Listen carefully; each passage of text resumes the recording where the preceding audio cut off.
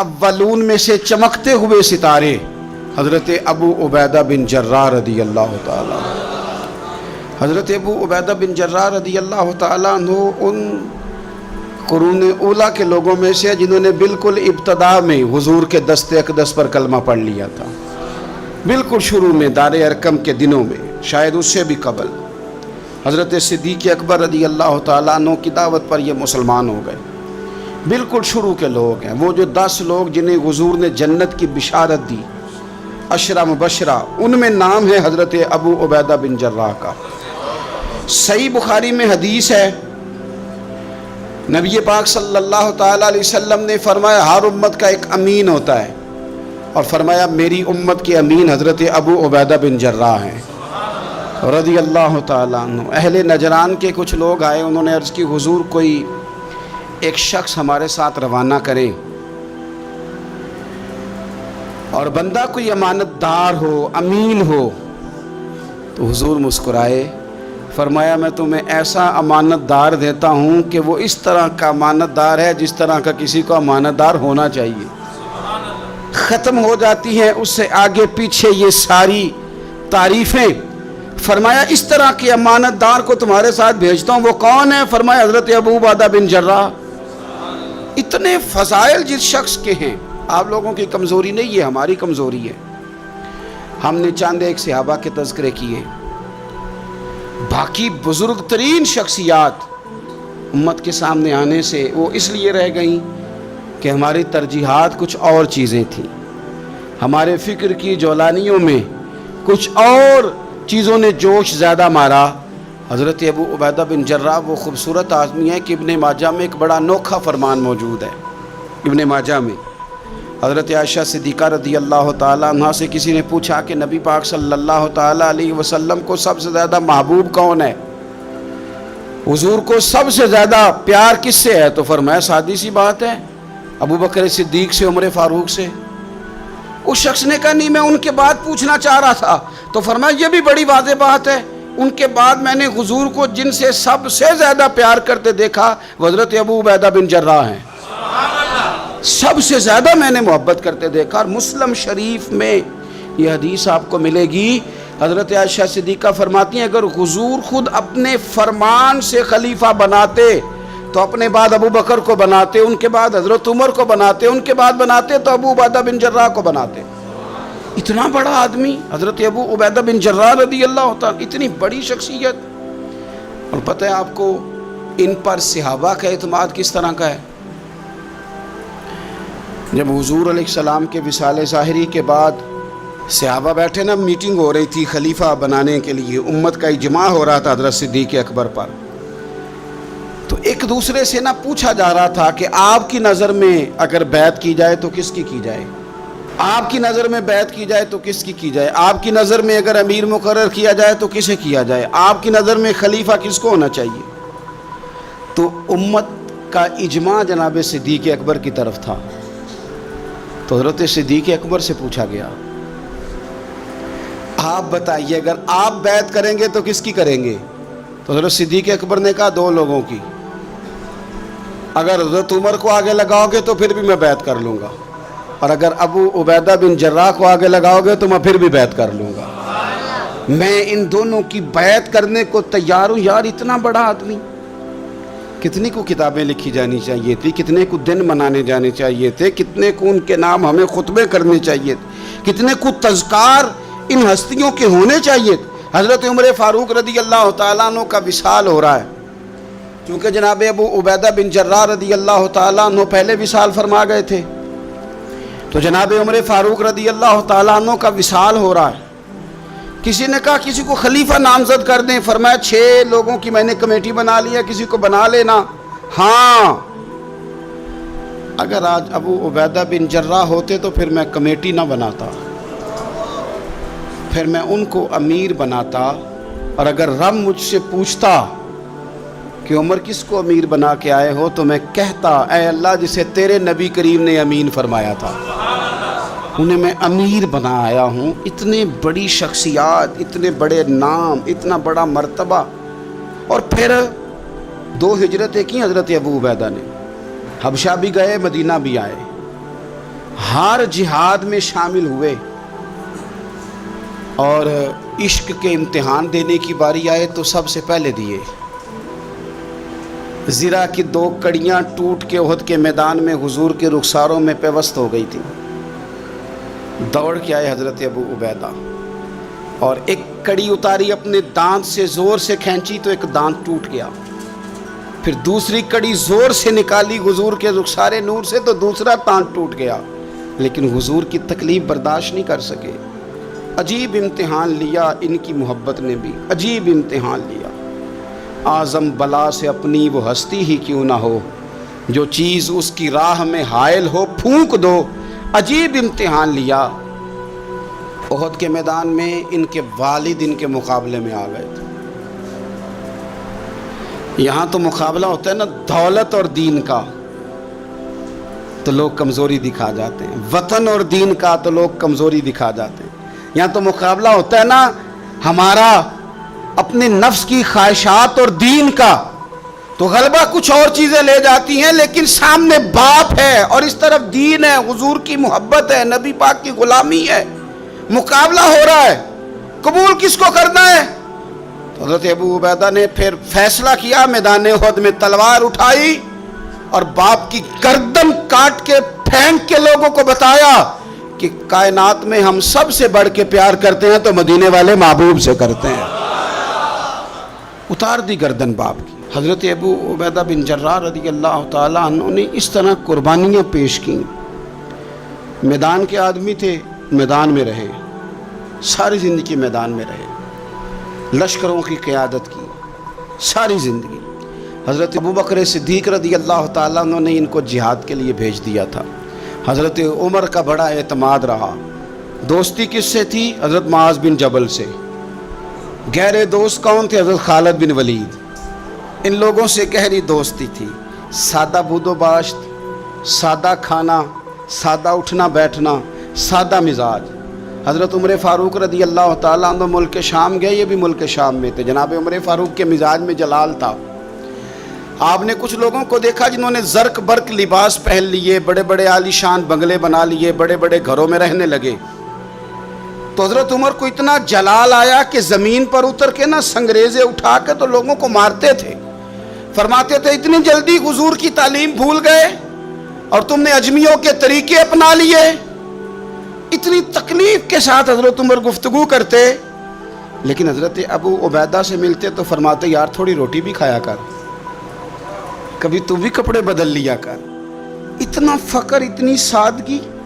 اولین لوگوں میں سے جن کے لیے لوگ مسلمانوں کا امیر المومنین بنانے کی باتیں کر رہے ہیں، حضرت عمر ملنے گئے تو کسی چٹائی کے ٹکڑے کی تہ 2-3 لگا کے گھوڑے پہ اس کو رکھ لیا جاتا تھا سواری کرنے کے لیے تاکہ پسینہ نہ آئے۔ اسی کو اتار کے نا تو سرانہ بنا کے بیٹھے لیٹے ہوئے زمین پہ۔ حضرت عمر ملنے گئے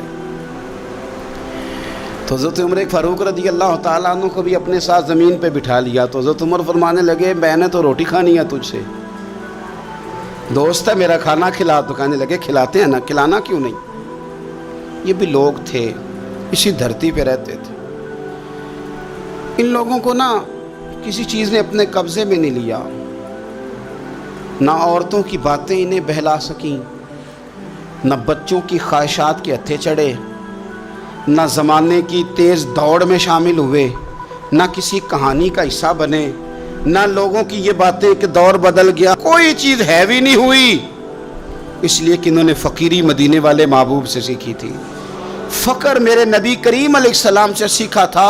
فقر تازہ تھا، ذہن وسیع تھا۔ حضرت سیدنا عمر نے کہا روٹی کھانی ہے تو تھیلے میں ہاتھ ڈالا، 2 خشک ٹکڑے روٹی کے نکالے اور فرمایا کھا لے۔ تو حضرت عمر نے پکڑ کے منہ میں رکھے، چبائے اور جناب عمر رو پڑے۔ فرمانے لگے ہر بندے کو دنیا نے اپنے قبضے میں کر لیا ہے، لیکن ابو عبیدہ تو آج بھی بچا ہوا ہے۔ دنیا تجھے اپنے جال میں پھنسا نہیں سکی، تو قابو نہیں آیا، تو آج بھی اپنی جگہ پہ قائم ہے۔ تو وہیں کھڑا ہے جہاں مدینے والے محبوب نے ہمیں کھڑا کیا، تو وہیں کھڑا ہے یار۔ اتنے حسین آدمی، اتنا بڑا نام، اتنا بڑا قد، اتنا بڑا کردار، اتنا بڑا حسن، ہزاروں کی فوج کے سپہ سالار ہیں۔ اگر میں کہہ دوں چیف آف آرمی سٹاف ہیں، میرا خیال ہے میری بات غلط نہ ہوگی، اتنی بڑی فوج کے سپہ سالار، اور اس فوج کے سپہ سالار جس میں کئی دفعہ سپاہی بن کے حضرت خالد بن ولید بھی لڑائی کر رہے ہیں، اتنی بڑی فوج کو کمان کرتے ہیں، لباس وہی سادہ، غذا وہی سادہ، انداز وہی۔ رومی بہت بڑی طاقت سمجھتے تھے اپنے آپ کو۔ جناب عمر کے زمانے میں ان کے خلاف لشکر کشی ہوئی، امیر کون ہے؟ حضرت ابو عبیدہ۔ ہاتھ میں تلوار پکڑی، گھوڑے پہ بیٹھے چلے گئے، محاصرہ کر لیا رومیوں کا، گھیر لیا۔ اب رومیوں نے کچھ تھوڑی سی مزاحمت کرنے کی کوشش کی، باہر آئے لیکن کچھ بھی نہ ہو سکا، منہ کی کھا کے واپس اندر چلے گئے۔ کئی دنوں سے حضرت ابو عبیدہ کی فوج نے محاصرہ کیا ہوا ہے، جب تنگ آ گئے تو پیغام بھیجا کہ ہم صلح کرنا چاہتے ہیں۔ فرمایا صلح تو مسلمانوں کا پسندیدہ کام ہے، آ جاؤ۔ انہوں نے کہا جی ہم جزیہ دے دیں گے، ہم کسی طریقے مسلمانوں کے اطاعت میں آ جائیں گے، آپ ہم سے بات کریں۔ فرمایا بھیجو۔ ان کا سپہ سالار آیا، انہوں نے روب ڈالنے کے لیے نا مسلمانوں پہ سپہ سالار کو بڑے قیمتی کپڑے پہنائے، زرق برق لباس، عالی شان پوشاکیں، 5-7 لوگ ساتھ۔ تو آپ نے نا وہ زرق برق لباس پہنے ہوئے ان لوگوں کو آتے دیکھا۔ اب وہ بڑے اپنے انداز میں تو روب ڈالنے کے لیے آئے تھے نا، تو آ کے پوچھا مسلمانوں کے امیر کہاں ہیں لشکر کے؟ تو انہوں نے کہا ادھر ہی تھے، یہیں کہیں ہوں گے۔ وہ بڑا حیران ہوا کہ ہم تو بڑے لاؤ لشکر کے ساتھ ہیں۔ یاد رکھ لیں روب کپڑوں کا نہیں ہوتا، روب کردار کا ہوتا ہے۔ پھر پوچھا کہاں ہیں؟ نے کہا جناب وہ سامنے خیمے میں دیکھ لو۔ وہ خیمے میں گئے تو اتنی بڑی فوج کا سپہ سالار زمین پہ بیٹھے اور اپنے تیر سیدھے کر رہے ہیں۔ اب وہ بڑے زرق برق لباس میں کہنے لگا ابو عبیدہ بن جراح آپ ہیں؟ فرمایا میں ہی ہوں۔ کہا ملنا تھا؟ فرمایا آ جاؤ۔ کہنے لگا آپ تو زمین پہ بیٹھے ہیں۔ تو آپ فرمانے لگے ہمارے بزرگ زمین پہ ہی چلتے تھے، زمین پہ ہی بیٹھتے تھے، زمین پہ ہی کھاتے تھے، نیند آتی تھی تو زمین پہ ہی سو جاتے تھے۔